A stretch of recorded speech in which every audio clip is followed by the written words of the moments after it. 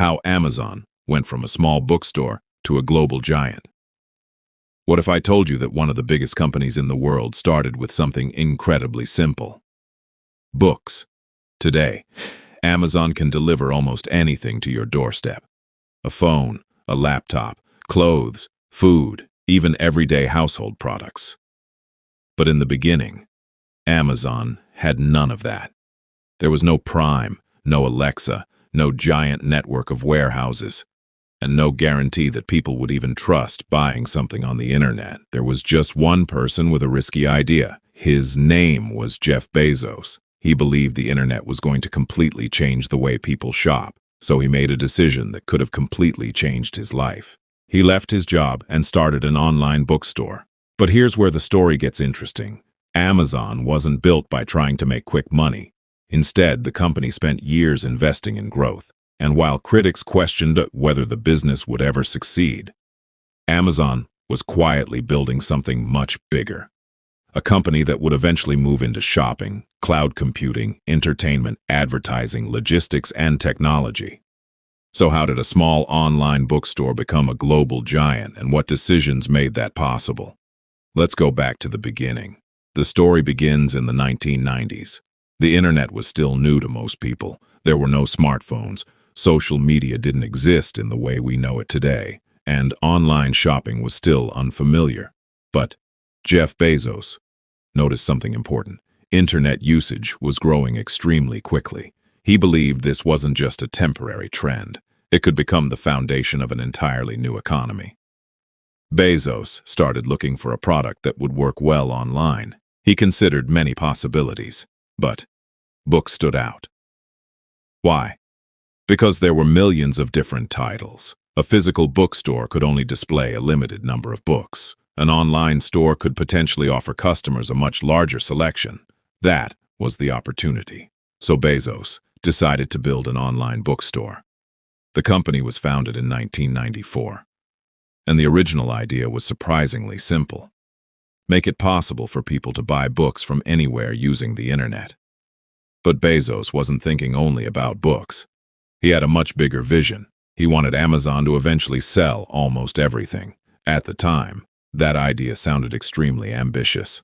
Amazon began selling books online in 1995. The early business was nothing like the Amazon we see today. There were no massive fulfillment centers. There wasn't a huge delivery network. The website was basic, and online shopping was still something many people didn't fully trust. Imagine telling someone in the 1990s, enter your payment information on a website, buy a book, and wait for someone to deliver it to your house. For many people, that sounded strange. Amazon had to solve a major problem. Why should customers trust an online store? The company focused heavily on customer experience. It worked to make searching for books easier. It expanded the number of products available, and it invested in systems designed to make ordering and delivery more convenient. But Amazon's strategy was different from many traditional businesses. Instead of focusing only on making money immediately, the company kept investing in expansion. More products, more technology, more infrastructure, more customers. That strategy required patience, and it also required a huge amount of confidence. Then Amazon started expanding beyond books. It moved into music, movies, electronics, toys, clothing, and many other categories. The website was slowly transforming into a giant online marketplace. But Amazon discovered something even more powerful. It didn't have to sell every product itself. Other businesses could sell products through Amazon, too.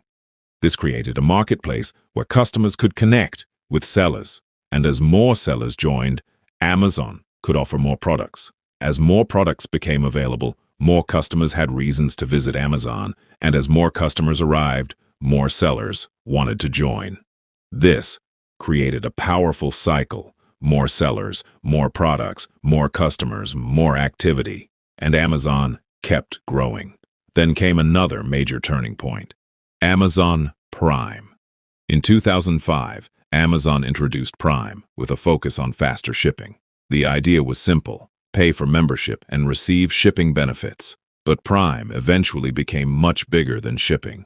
Amazon added entertainment and other benefits. The goal was to make customers feel that the membership was worth keeping. And the more customers used Amazon, the more valuable Prime became. But here's something many people don't realize. Amazon's story isn't only about online shopping. One of its biggest businesses came from something that most customers never see: cloud computing. In 2006, Amazon launched Amazon Web Service,